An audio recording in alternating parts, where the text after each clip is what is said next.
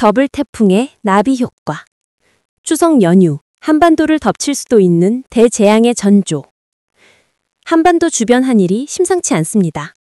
지금 우리나라 부근은 저기압과 전선이 동시에 통과하며 전국적으로 흐리고 궂은 날씨가 이어지고 있습니다. 그러나 문제는 단순한 비가 아닙니다. 이 흐림 뒤에 숨어 있는 것은 더블 태풍이라는 전례 없는 폭풍의 서막입니다. 제주도 남쪽 해역에는 이미 당근형 구름대, 즉 선상강수대가 형성되어 일본 규슈 지역에 폭우를 쏟아붓고 있습니다. 동시에 중국 남부 하이난섬을 통과한 열대성 저기압은 곧 베트남 북부에 상륙할 예정. 그 사이 일본 오가사와라 제도 부근에서도 또 다른 태풍이 새롭게 발생. 기상학계는 이를 더블 태풍 체제의 시작으로 보고 있습니다.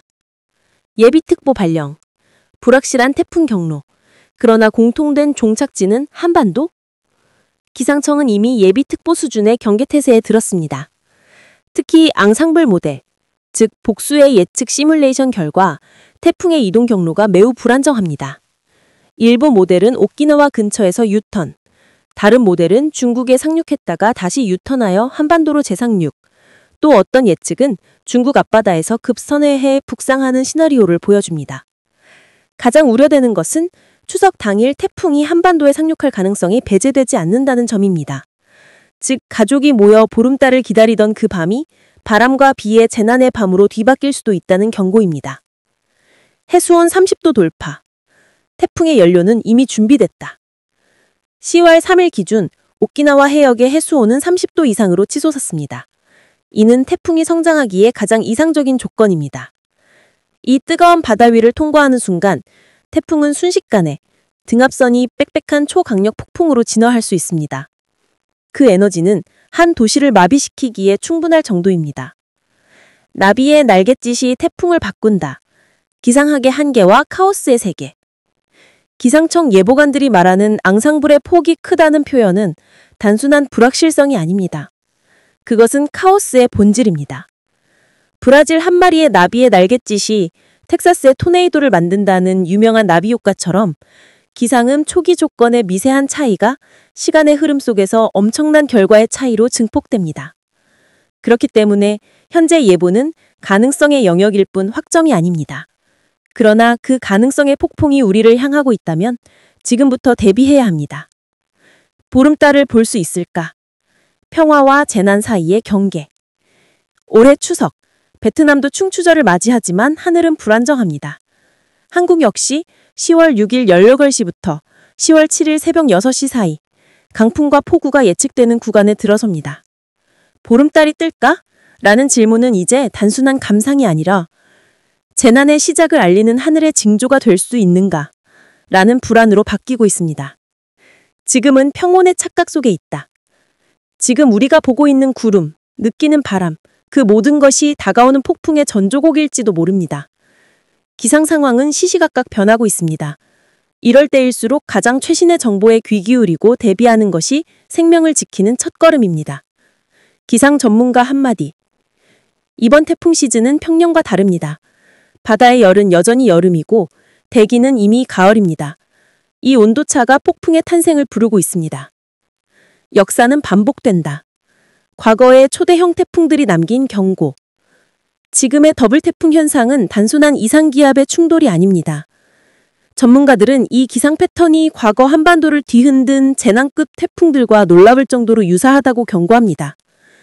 우리의 기억 속에 새겨진 그 이름들, 매미, 사라, 흰남노. 그들의 악몽이 되살아날지도 모릅니다. 2003년 태풍 매미, 도시를 집어삼킨 괴물.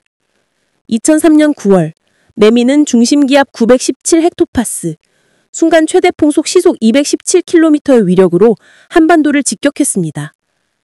그날 부산과 남해안 지역은 도시 전체가 바다로 변했습니다.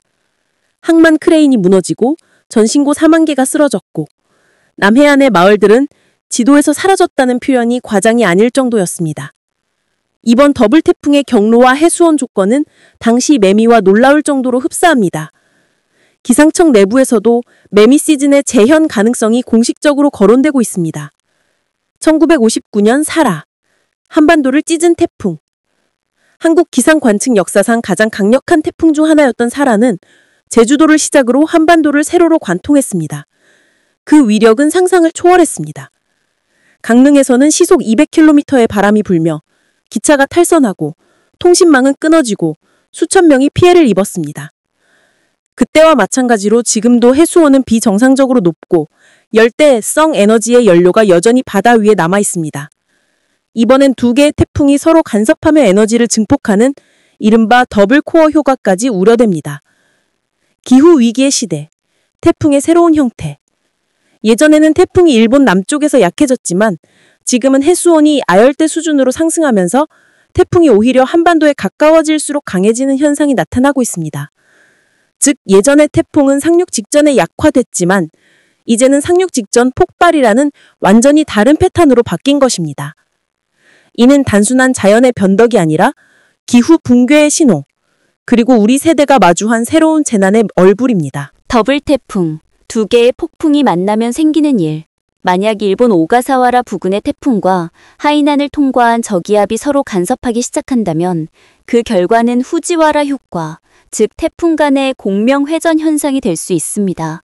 이 경우 두 태풍은 서로의 궤도를 휘게 만들며 그중 하나가 비정상적인 방향, 바로 한반도로 끌려 올라올 가능성이 생깁니다.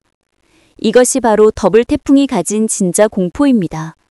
그것은 단일 폭풍의 문제가 아니라 두 개의 괴물이 서로의 힘을 증폭시키며 새로운 재난을 탄생시키는 현상이기 때문입니다. 결론, 기억하라, 그리고 대비하라. 매미는 도시를 무너뜨렸고 사라는 나라를 찢었으며 힘남노는 현대 문명의 취약함을 드러냈습니다. 이제 그 세 가지의 요소가 한 번에 몰려올 수도 있는 순간이 다가오고 있습니다. 역사는 반복되지만 대비하는 자만이 살아남는다. 기상 분석가의 경고. 이번 시스템은 단순한 태풍이 아니다. 과거의 재난 패턴들이 하나로 모여 기후 위기의 새로운 시대를 알리는 복합 재난의 시그널이다. 이제는 경고가 아니다. 국민이 직접 맞닥뜨릴 진짜 공포. 지금 이 순간에도 하늘은 변하고 있습니다. 기상 지도 위의 등압선은 점점 더 촘촘해지고 해상에서는 폭풍의 눈이 서서히 형태를 갖추고 있습니다. 하지만 더 두려운 것은 그 눈이 향하고 있는 방향이 바로 우리의 집이라는 사실입니다. 일상은 순식간에 무너진다. 태풍이 상륙하면 첫 번째로 무너지는 것은 일상입니다. 도로는 침수되고 통신망은 끊기며 교통은 마비됩니다. 가로수와 전신주는 마치 종이 조각처럼 꺾여나가고 도심의 빌딩 사이를 통과하는 바람은 총알보다 빠른 파편을 날립니다. 비는 단순한 비가 아닙니다. 시간당 100mm가 넘는 물폭탄 수준의 강수는 순식간에 지하철역, 주차장, 지하상가를 물의 감옥으로 바꿔버립니다. 2022년 포항, 2020년 남부 폭우, 그리고 2011년 서울 우면산 사태. 그 모든 비극이 이번엔 한반도 전역에서 동시에 벌어질 수 있다는 게 전문가들의 경고입니다. 바람은 도시를 찢고 파도는 땅을 삼킨다. 만약 태풍이 매미급의 세력으로 접근한다면 남해안은 순식간에 시속 200km 이상의 광풍에 휘말릴 것입니다. 주택의 지붕은 날아가고 아파트 유리창이 깨지며 항만의 컨테이너는 장난감처럼 공중에 떠오를 수 있습니다. 해안 지역 주민들이 가장 두려워하는 것은 바람이 아닙니다. 그것은 바로 폭풍 해일, 즉 해수면이 상승해 도시를 덮치는 현상입니다. 방파제는 무너지고 밤중에는 도로와 바다가 구분되지 않습니다. 그곳에서 단 한 번의 판단착오가 생사의 경계를 가를 수도 있습니다. 전력, 통신, 식수, 모든 것이 끊긴다. 태풍이 지나간 뒤의 세상은 마치 다른 행성처럼 느껴집니다. 전력은 끊기고 통신은 두절되며 편의점과 마트의 진열대는 단 몇 시간 만에 텅 비게 됩니다. 정수장과 하수 처리 시설이 마비되면 깨끗한 물 한 병이 생명선이 됩니다. 냉장고의 음식은 부패하고 전자기기는 쓸모 없어집니다.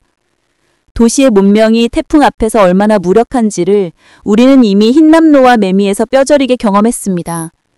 이번엔 그것보다 더 큰, 더 복합적인 붕괴가 예상됩니다. 태풍 이후의 진짜 위기, 2차 재난. 폭풍이 지나가도 끝이 아닙니다. 침수된 지역에서는 전기 합선과 화재 위험이 급증하고 하천의 범람은 감염병과 위생 재난을 부릅니다. 물에 잠긴 논밭은 수확을 잃고 어민들은 생계를 잃습니다. 경제적 피해는 수조 원에 달할 수 있으며 그 충격은 국가적 위기로 이어질 수 있습니다. 누가 안전한가? 더 이상 남의 일이 아니다. 이번 태풍의 이동 경로는 예측 불가능합니다. 즉 전국 어디도 안전지대가 아니라는 뜻입니다. 서울이라 해서 내리기라 해서 안심할 수 없습니다. 이미 수도권에서도 시간당 100mm의 집중호우와 돌풍이 자주 발생하고 있습니다. 집이 강한 콘크리트 건물이라도 지하 주차장 하나가 죽음의 함정으로 바뀔 수 있습니다. 나는 괜찮겠지 라는 안일함 생각이 이번 태풍에선 가장 위험한 생각일 것입니다. 준비하지 않으면 맞서 싸울 수도 없다. 더블 태풍의 그림자는 이미 다가오고 있습니다. 그것은 단지 기상현상이 아니라 인간의 대비와 시스템, 그리고 생존 의지의 시험대입니다. 지금 필요한 것은 공포가 아니라 현명한 경계심입니다. 모든 국민은 지금 당장 비상식량과 손전등, 휴대폰 배터리, 정수용 물, 라디오를 준비해야 합니다. 그리고 가장 중요한 것, 하늘의 변화를 주시하는 일입니다. 기상 전문가의 마지막 경고. 태풍은 자연의 분노이자 인간의 무관심에 대한 응답입니다. 대비하지 않으면 살아남을 수 없다. 10월 7일 화요일 추석 및 향후 기상 전망. 안녕하십니까? 웨더브리핑입니다. 다가오는 10월 7일 화요일은 우리 민족의 최대 명절 추석입니다. 하지만 이날의 날씨는 다소 좋지 않을 전망입니다. 동해상에 위치한 저기압과 북쪽의 찬 고기압 사이에서 등압선 간격이 매우 좁아지면서 특히 동해안 지역을 중심으로 강한 북동풍이 불어닥치겠습니다. 이로 인해 높은 파도와 함께 많은 비구름이 유입되며 곳에 따라 강한 비바람이 몰아치는 궂은 날씨가 예상됩니다. 같은 시각 남쪽 해역에서는 제21호 태풍 마트모가 베트남 북부에 상륙하며 큰 피해를 줄 것으로 우려됩니다. 올해는 유난히 강력하게 발달한 북태평양 고기압이 철벽처럼 버티고 있어 태풍들이 북상하지 못하고 계속해서 서쪽으로 밀려 남중국해를 통과하는 패턴이 반복되고 있습니다. 이로 인해 베트남 수도 하노이에도 다시 한번 폭풍우가 몰아칠 가능성이 높습니다. 베트남에 잇따른 태풍 피해. 최근 베트남은 그야말로 악몽 같은 시간을 보내고 있습니다. 불과 열흘 남짓한 기간 동안 3개의 태풍이 연달아 상륙하는 전례 없는 상황을 맞이했습니다.